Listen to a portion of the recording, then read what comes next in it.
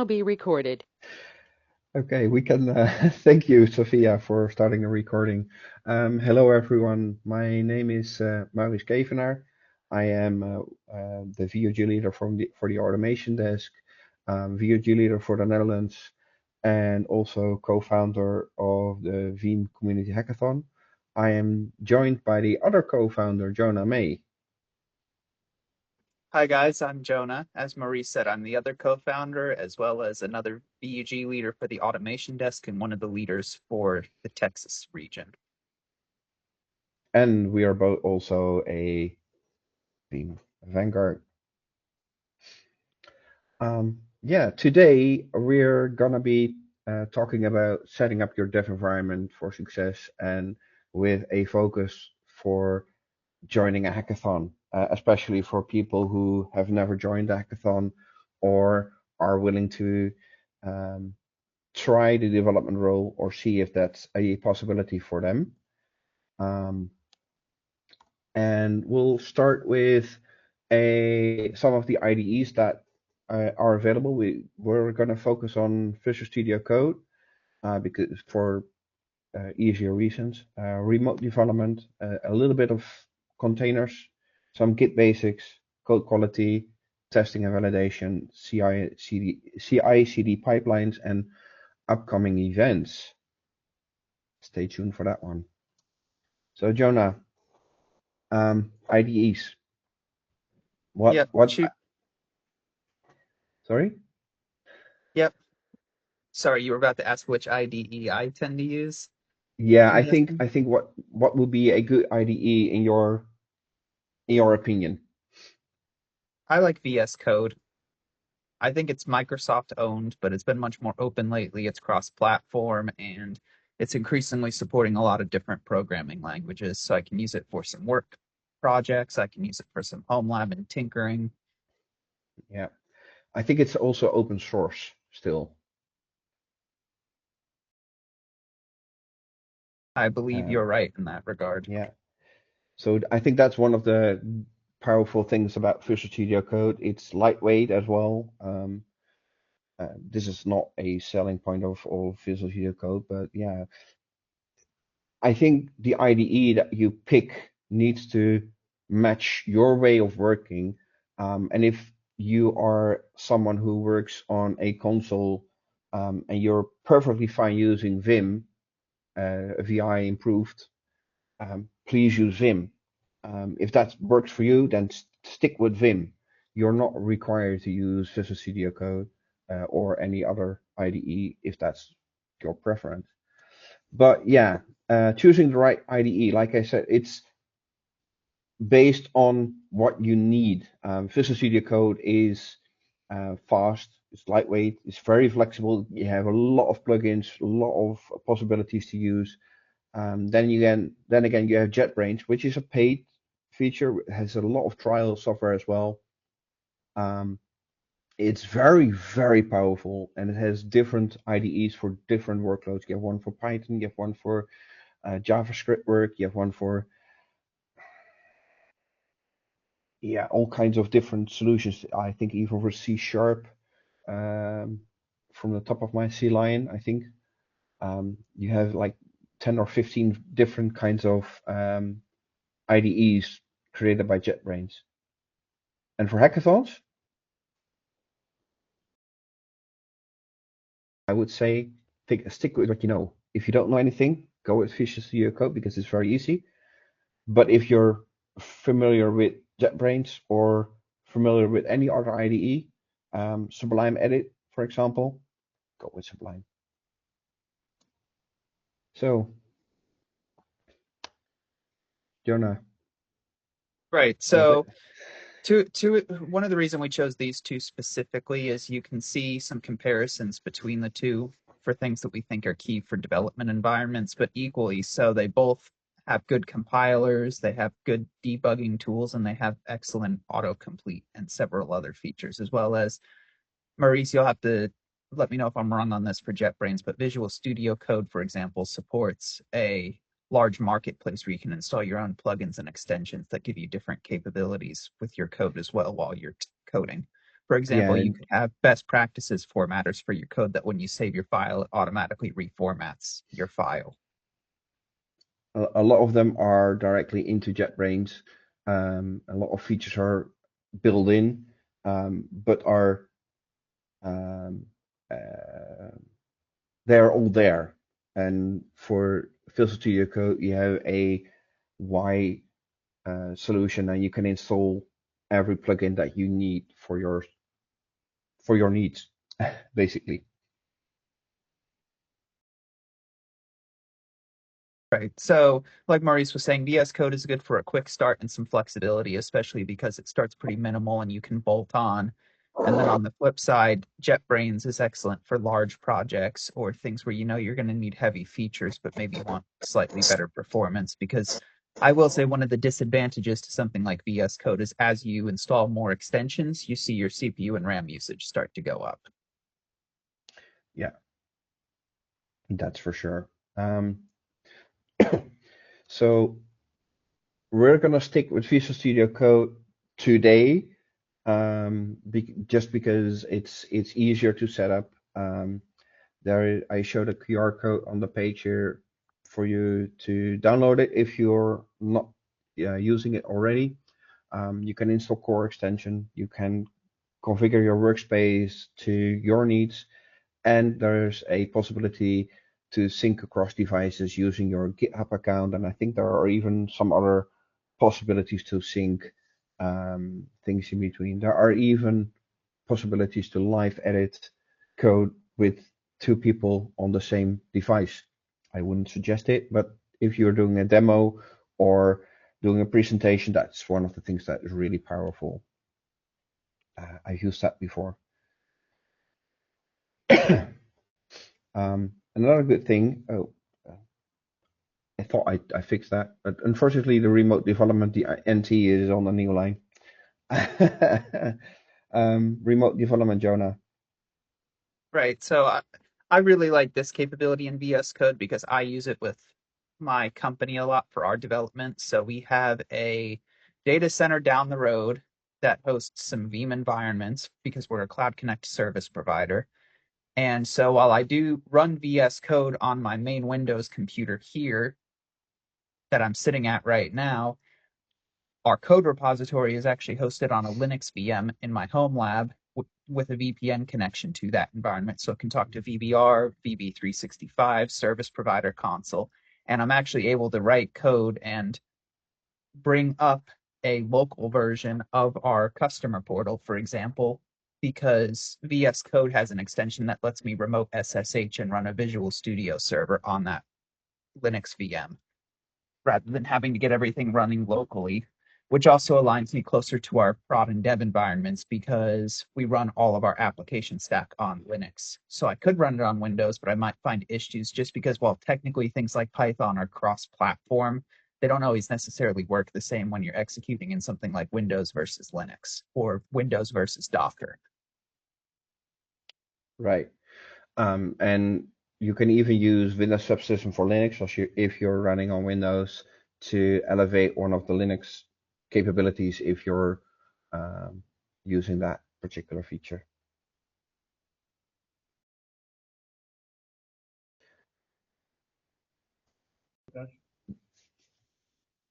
Sorry.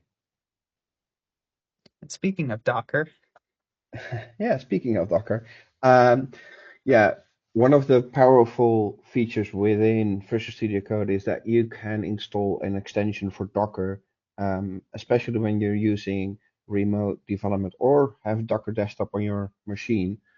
Um, you can use that extension to inspect your Docker container, interact with your Docker container, work with it. Um, and if you're building with a Docker container, you avoid the things like it works on my machine, because the Docker container is something that you can pick up and deploy to another environment, another machine, to run it on your production environment, for example.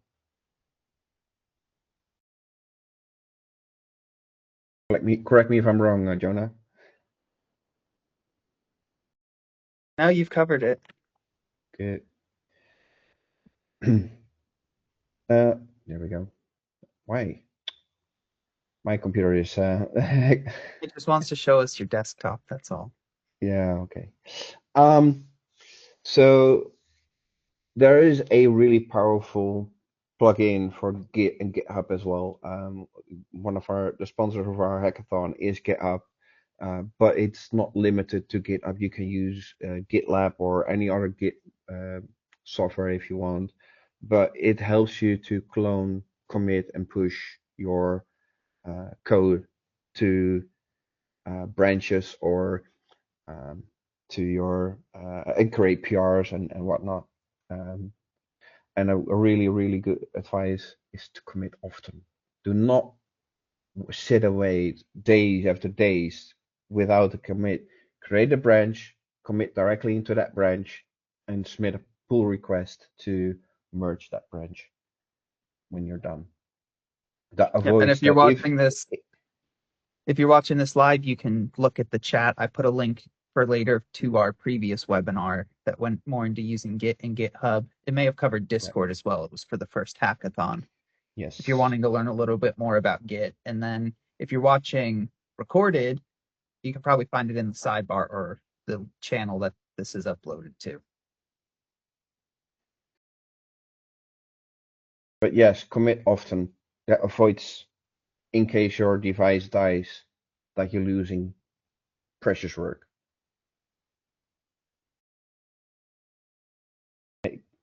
Git is not a backup, by the way. Yeah, code quality, Jonah. Right. So I touched on this a little bit earlier. So, and this is where VS Code extensions come in, or some of the capabilities in your IDE.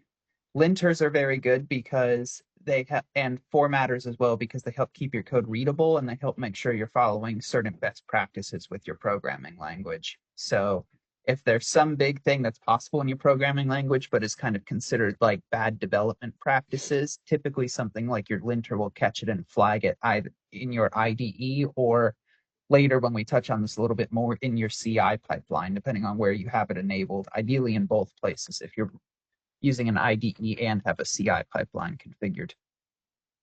So those are good things to maintain as you develop, just in order to help keep your code readable and following best practices to a certain extent with whichever language you choose to develop in. Yeah, because it's way easier to read a couple of lines where the code is formatted correctly than the code is written into one line and makes it really hard to read, for Right. For sure. example, we've got prettier and blacklisted here. So prettier is common for languages like JavaScript or TypeScript for your front end, while black is a Python formatter. And so one very, very common one with both of those is either unnecessary line breaks, too many parentheses, too many brackets put across multiple lines, or if you have a line that's too many characters in length, it'll tell you to split up the lines for readability. So you're not scrolling back and forth left and right across your code as you're working on it. Exactly.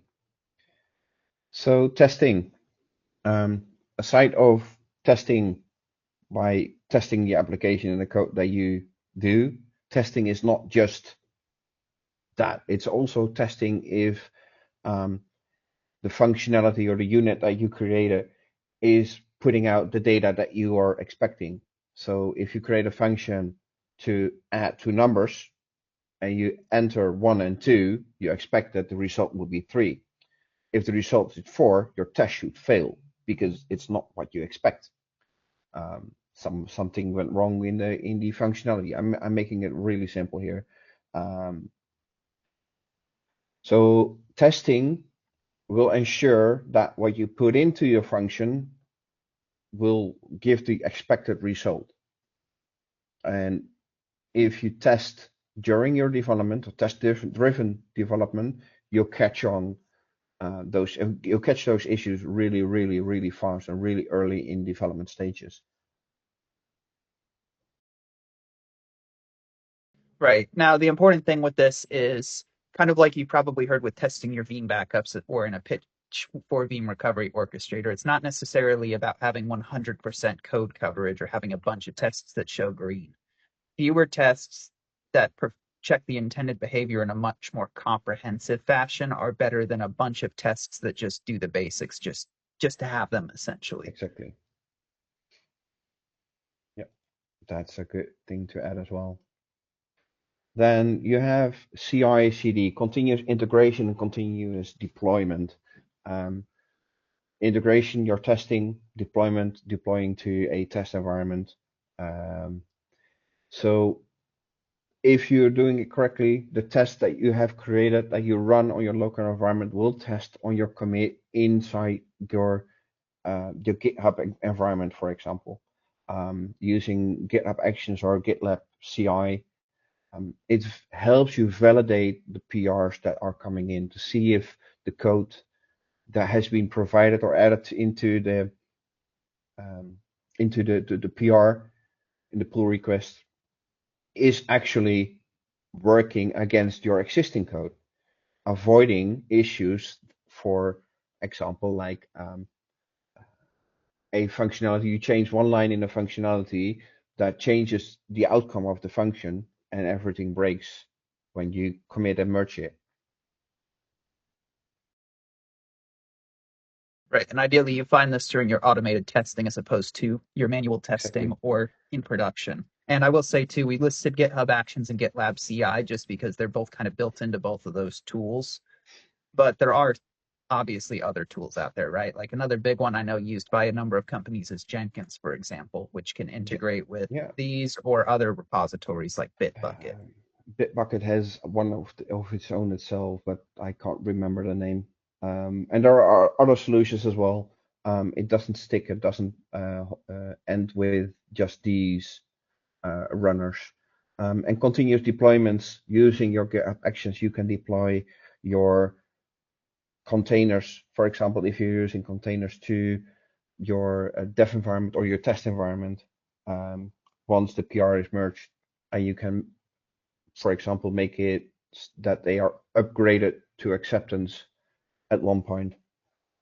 Or even if you don't want to have it be fully automated, you can tag your code for release and then execute a manual pipeline where you just, put in the release tag and maybe one or two other settings, and it handles your entire deployment for you, deploying compiling the code, deploying it, putting it on your production servers, restarting those services, so on and so forth. Okay. Then we're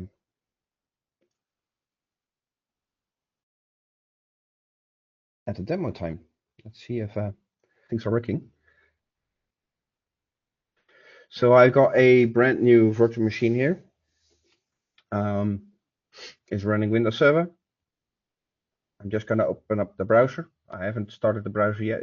It's freshly installed, so everything could go wrong. So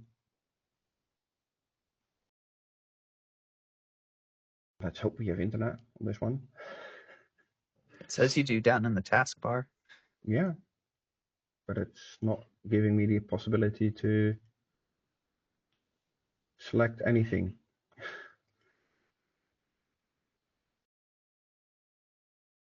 Still, in my opinion, Edge is good for one thing: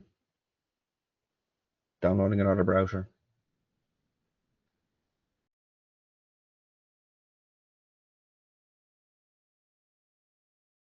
Unfortunately, the browser is not doing. Let me try if I can fix it Choco get offline. VS Code. Yeah, no, we're not doing Choco here today to keep it easier for everyone who is not using Choco. While I would love to use Choco here, uh, unfortunately, the whole VM seems to be non-responsive.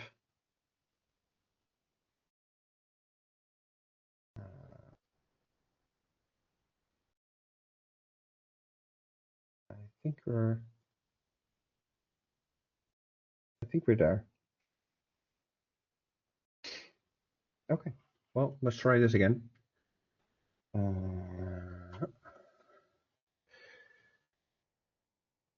So yeah, here we are. So if we go to code.visualstudio.com, like we've shown in the Yeah, I guess we screenshot. probably should be clear. There's actually two Visual Studios. There's traditional Visual Studio, which is for Visual Basic and .NET development, and then there's VS Code, which can kind of do those languages too, but is really more designed around being universal from a language Yeah, perspective. exactly. The Visual Studio is not open source. It does have a community edition, but it's much more heavily set for like enterprises and whatnot. So you want to make sure you're getting VS Code in most cases. Yeah. So we're actually showing this download page, which gives you the possibility to download different versions or different um, for different operating systems. There's a lot of support of different operating systems for Windows, for Macintosh or Mac OS, for Debian based or Red Hat based machines. That depends on what you're running. It's like it's shown here. But let's just download the system installer, in this case for 64-bit, because we are running a 64-bit operating system. Mind you, there's only 64-bit nowadays. They do not provide 32-bit anymore. They do provide ARM support though, if you were paying Yeah, attention and happen to be one of the lucky few like me who has an ARM-based device. Or I guess if you're using a Mac, because those are all ARM-based these days.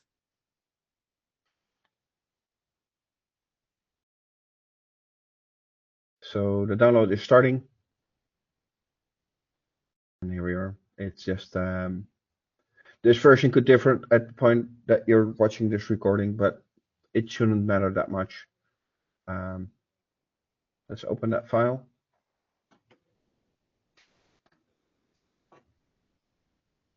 If it works.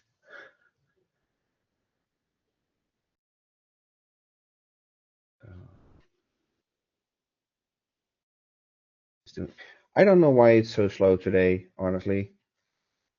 Should be working. Here we go.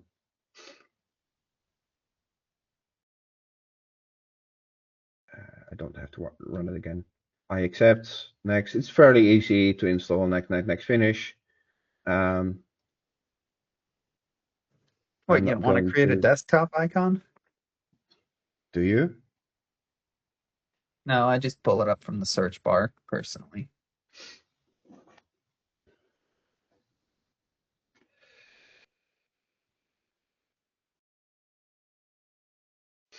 But yeah, after the installation, I'm not going to sign into my GitHub account because I don't want to synchronize all my settings and have it so it looks like mine environment, because I am keeping it for you guys to, yeah, very simple.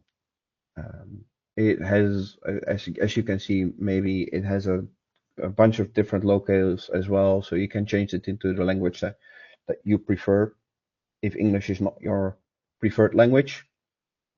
Um,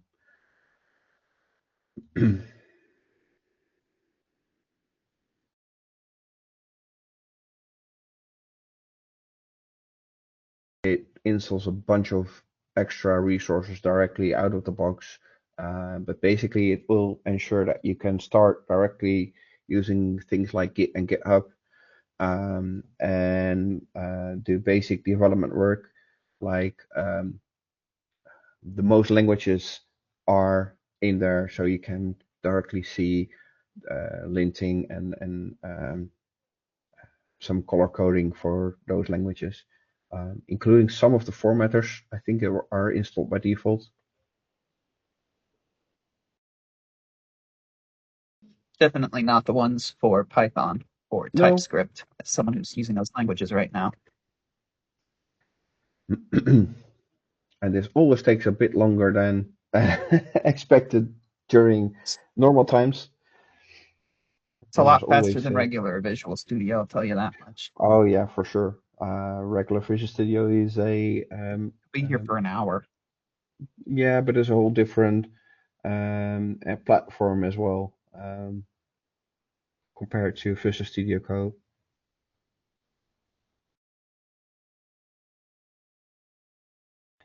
Robert, I'm seeing your question. It depends. We do see a lot of users using things like Python and React, and stuff like that for hackathons. The hackathon itself, we're not specifically talking about the Veeam community hackathon here, but it all depends on what you need. And in my opinion, different languages can provide different solutions and capabilities for you to um, bring the code into what you need at that point.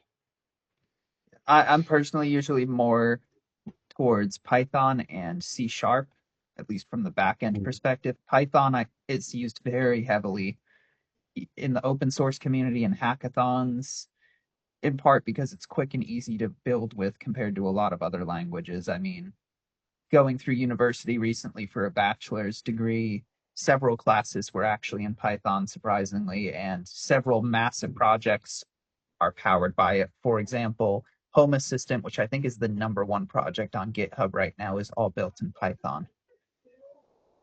C sharp, So I personally like just because, a lot of people, if they go through maybe a comp sci degree or through school, they'll learn to program in Java as the first language. And what I found is C sharp, which is used a lot with things like .NET, has a lot of syntax and features like Java, but it's better in performance and a little more widely used across, say, like Windows applications, because it's pretty close in performance to one of your more low-level languages like C++.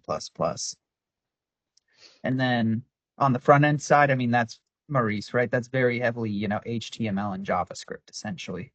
And that even includes things like React and TypeScript because those are essentially subsets of JavaScript. correct. So I I just started it without any changes. It opens up in light mode. I do not like light mode, but that's just a personal preference.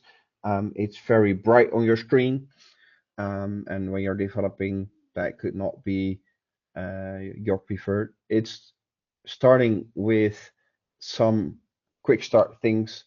You can decide what you want. I'm gonna going to the next section directly to choose your theme.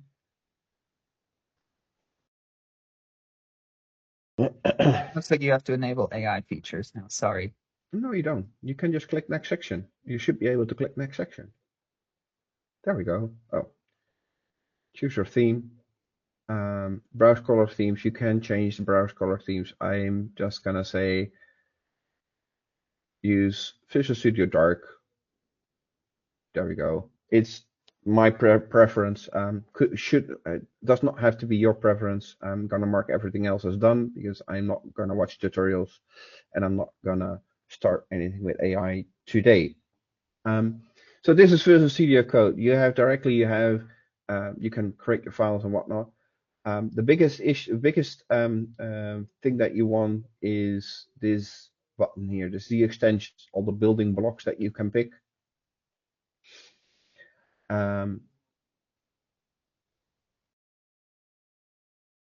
By default, there are no extensions installed. You probably want something like GitHub. You just search for GitHub, and it pops up with a bunch of extensions that support GitHub. If it's loading, Yeah, there's even support for things like project management in here. For example, you can integrate with your Jira where you can update Jira tickets and even open pull requests from within VS Code.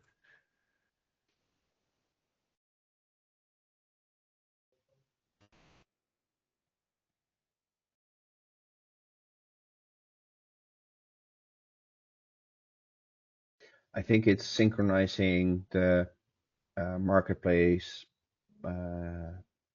Most likely. I'm packages. sure it's Yeah, like many other platforms and systems where the first launch takes a little while to index things in the background. there we go. GitHub Copilot is already installed apparently, but let's say we want, get a pull request. I think, for example, if you're managing the pull requests, that would be one that you want to have installed.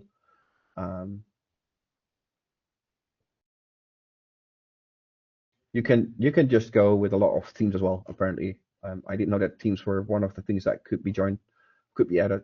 Um, when you install it, you click just the install button. It opens up some information about the plugin as well.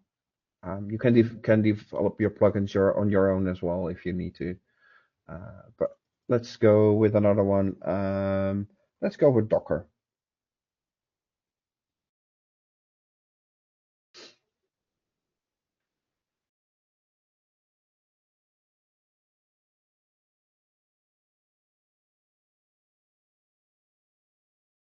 You can close this one while we wait and close the getting started.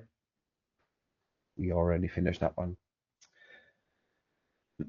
Oh, there we go.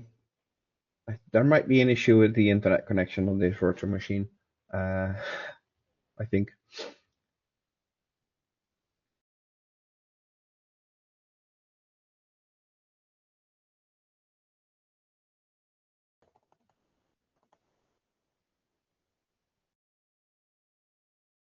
There are other plugins like a language server protocol plugins that will help you finish your command that you're trying to, or your programming that you're trying to create.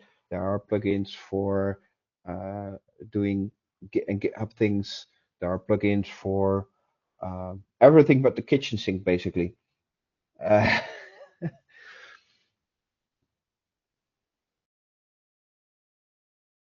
and unfortunately, I think we're not able to finish this demo as I would have wanted to.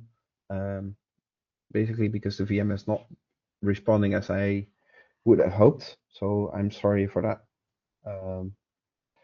But let's continue with the presentation and then see if it catches up on the background. I'm gonna move this over real quick to see if I can kick it while we are doing.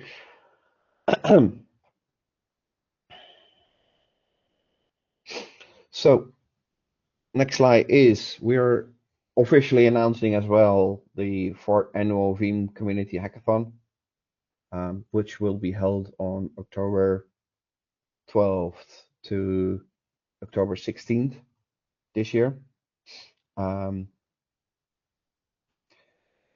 Can you take over for a second? Yep. Trying to.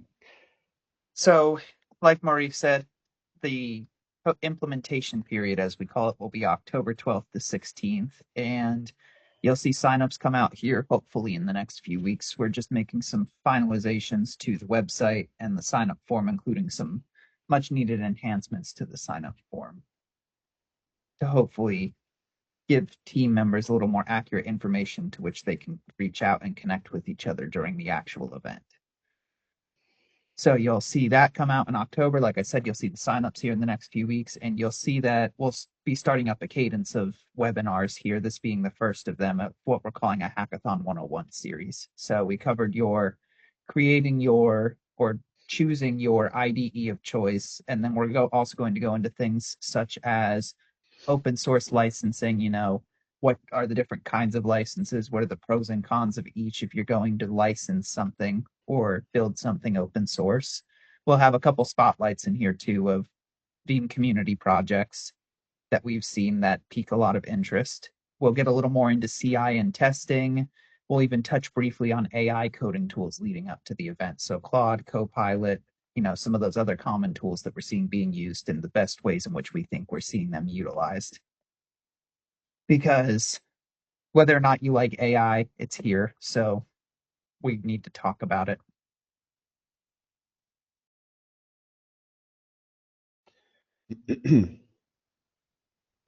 Yeah. So these dates are not set in stone yet. We're aiming for those days. They are at least for the webinars. So make a screenshot of this, or yeah, watch out the recordings. Watch out the Community Hub recordings to see when the next one is. In April, it will just be a bunch of blogs. It will not be a webinar because open source licenses are not really a very nice point of talking, because there are a lot of dry pieces of information. I'm trying to phrase it as nice as I can, people. We don't want to have you on a webinar and just sit here and bore you any more than we may already have. So we're trying to keep the webinars slightly more in what I would think to be intriguing topics, and leave maybe some of the more reading intensive ones, such as open source licenses, as blog posts. Right. So I have restarted the virtual machine. I think it got a little bit of more power right now. So let's see if we can do it in a minute. It's just finishing starting up. Again, sorry about that, people. It is what it is.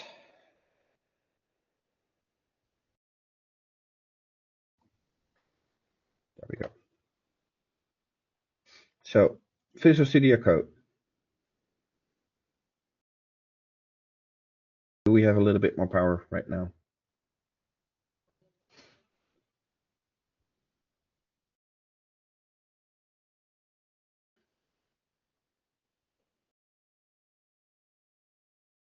Okay.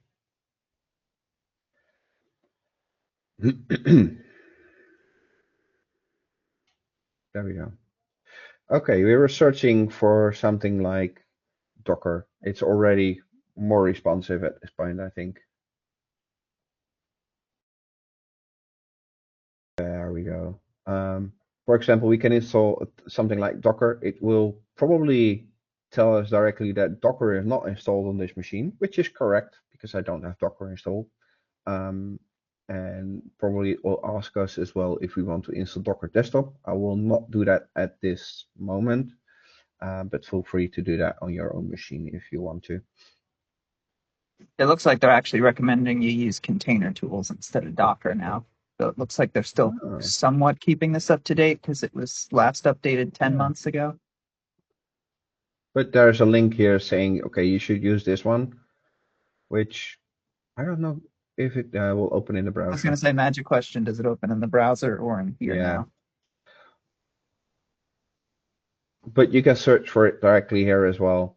Container tools, it's there, it's Yeah, and already I think this installed. is just because I think this now I believe supports multiple container packs. So, Mm, for example, this might support Podman as well and not just Docker.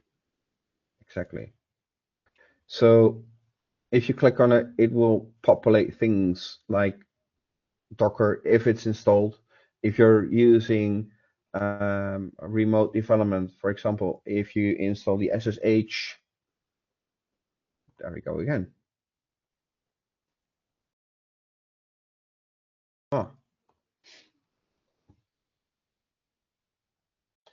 if you install remote SSH, you can connect to a remote machine using the Remote Explorer. You can connect your to a SSH endpoint or RDP endpoint, depending on which one you installed, and then you can run or connect to the Docker there. You need to install a plugin into that remote server as well, but that's just a really easy click that shows, okay, locally installed, remote installed. Do you want to install this one remotely? It's just one button and it will install it on the remote server.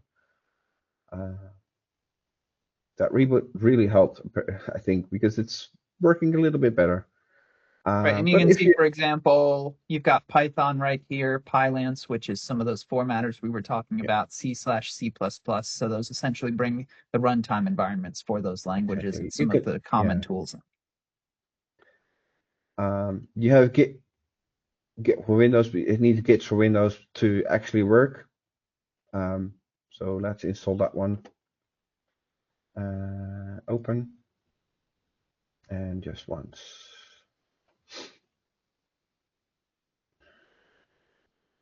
So this is Git for Windows. You just need to download and install it, or use Choco to install it if you prefer that, or Winget apparently.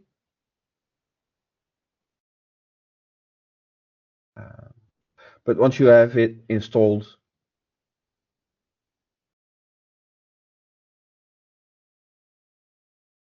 I think Windows Defender is scanning the file right now.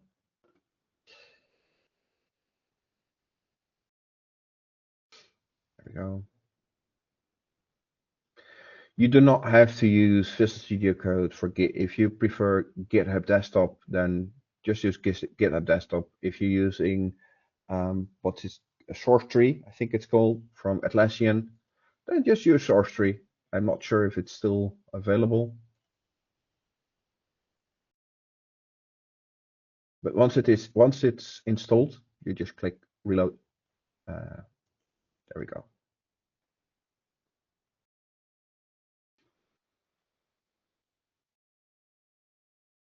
Let's do the installer real quick. I'm just doing next, finish. Just use Visual Studio Code as Git's default editor in this case because we are using Visual Studio Code anyway. Yep. Gazillion messages, gazillion questions that you can read on your own. For now, we're just gonna next finish this one to speed up the demo just a hair. While this is installing, it also says, yeah, I couldn't find Python. I'm not installing Python at this point, but it tells you to install it and you can create a Python file, or it helps you getting started with Python development directly out of the box. It will do that for all the major plugins that are available. I'm marking this one as done. For every plugin that you install, there will be walkthroughs over here to help you get started with these plugins when they provide that.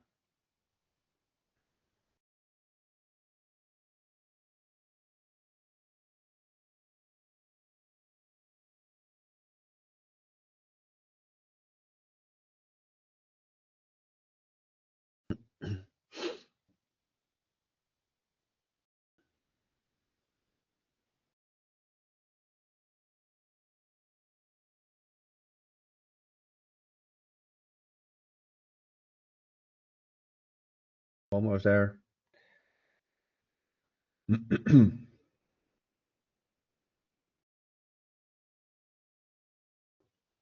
There are probably some of the dependencies that I installed that will not be used on this demo, but yeah, for now it is what it is.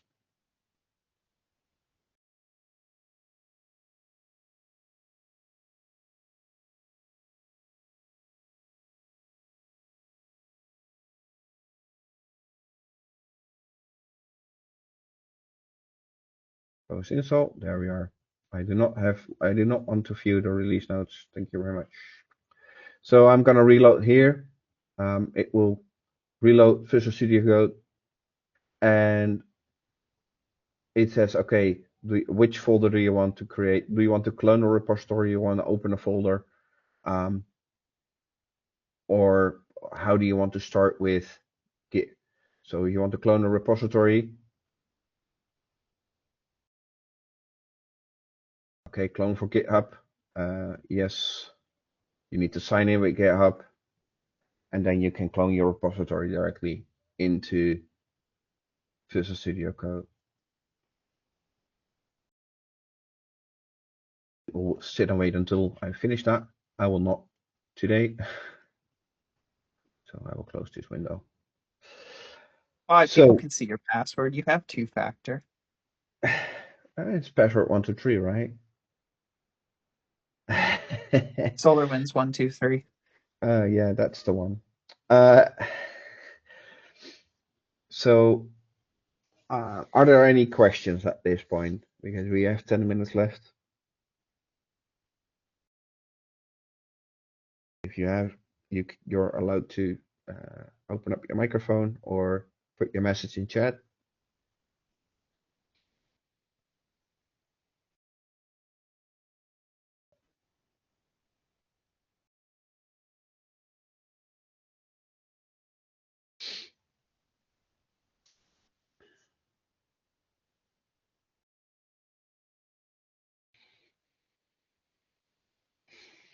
I am guessing that there are currently no questions. Then in that case, I would thank everyone for joining us today. And if you're not part of the Veeam community, please join community.veeam.com and find us over at the automation desk. Thank you.